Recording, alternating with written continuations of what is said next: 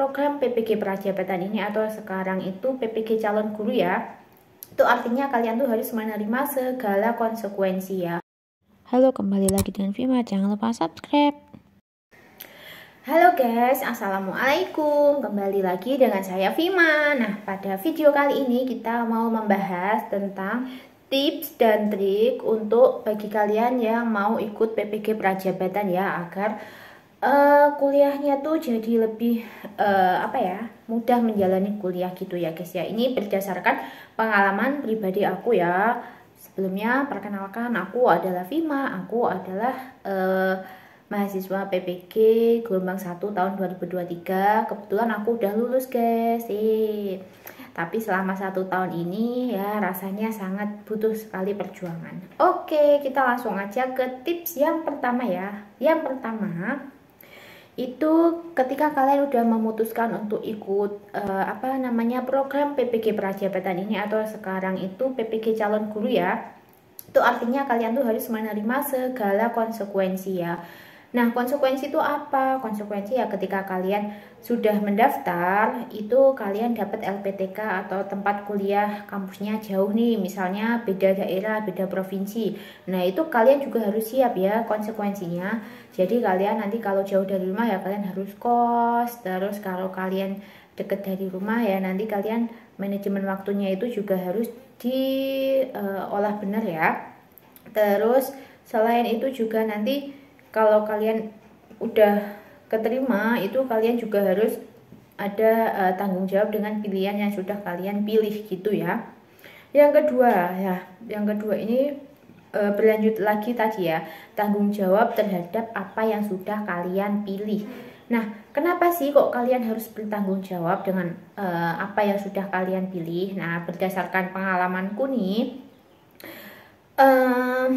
walaupun kuliah PPG ini katanya cuma 1 tahun dan 2 semester ya, tapi nyatanya selama 2 semester ini tuh kalian tuh bakal banyak tugas, terus juga ada PPL ke kampus, ke sekolah, dan itu pastinya membutuhkan sangat-sangat butuh tanggung jawab ketika menyelesaikan tugas-tugasnya. Jangan sampai kalian itu hanya menggebu-gebu di awal aja, wih aku semangat, tapi ketika udah banyak tugas itu kalian merasa aduh males ngerjainnya, aduh nanti aja lah, nanti aja, kalian menunda-nunda dan nanti akan semakin banyak tugasnya dan kalian akan merasa capek sendiri. Jadi kalian harus bertanggung jawab. Misal ya ada tugas itu langsung dikerjakan, jangan nunggu numpuk-numpuk menjadi banyak gitu ya guys.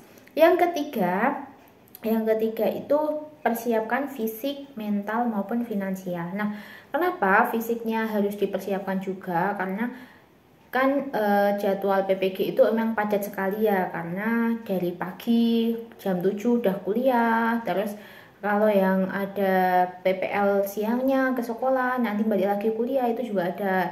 Terus ada juga yang LPTK-nya itu sistemnya blok, misal 1 bulan kuliah di kampus, terus 2 bulan di sekolah, dan juga 1 bulan di kampus. Seperti di kampusku kemarin ya, kampusku kemarin itu sistemnya blok, jadi kuliah PPL kuliah. Jadi waktu PPL ya fokusnya cuma di sekolah, waktu kuliah juga cuma di kampus. Tapi ada juga LPTK lain yang menerapkan misal Senin Selasa itu kuliah, Rabu Kamis Jumat itu ke sekolah juga ada. Jadi tiap kampus berbeda.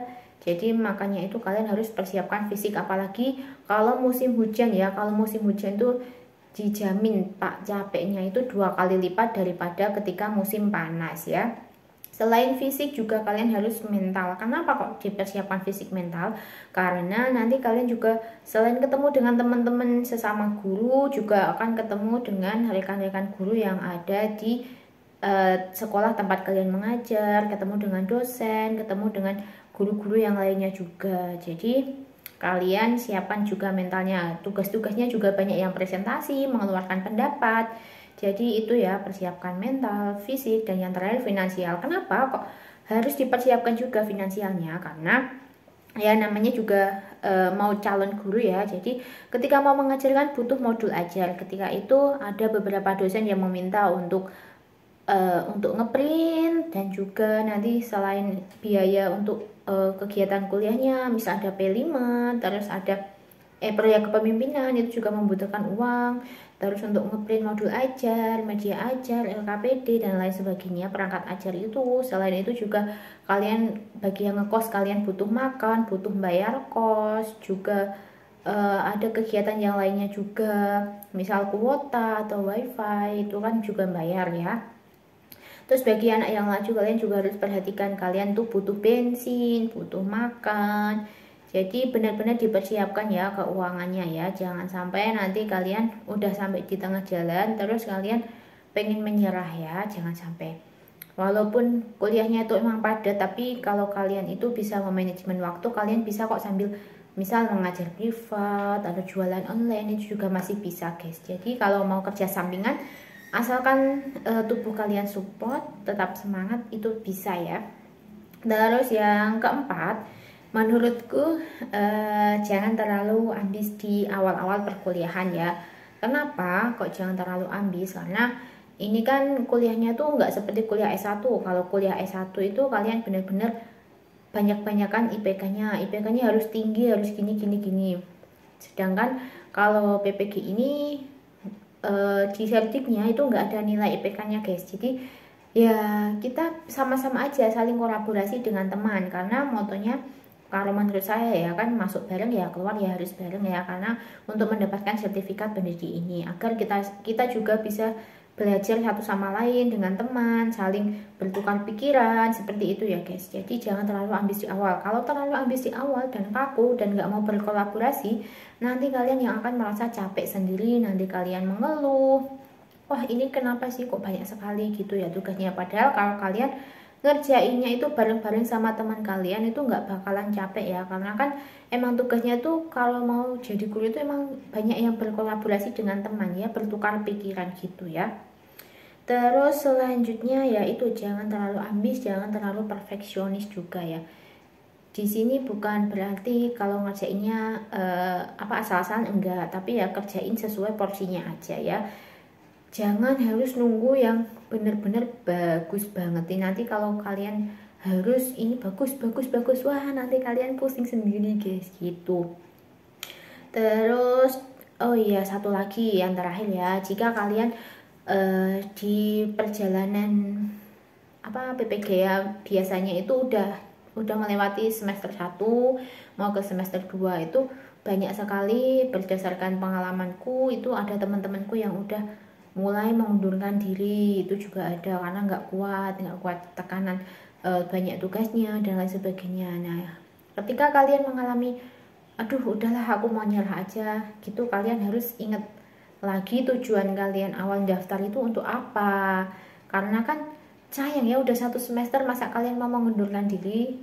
Jadi kalau udah setengah jalan ya udah terapes aja, nanti juga bakalan ada jalan sampai kita lulus. Nah jadi itu ya, sebenarnya aku juga sempet sih waktu di akhir-akhir semester 1 itu aku merasa capek banget, nyerah, pengen ya udahlah mengundurkan diri, tapi aku langsung enggak, aku ikut PPG ini biar aku jadi guru profesional gitu ya.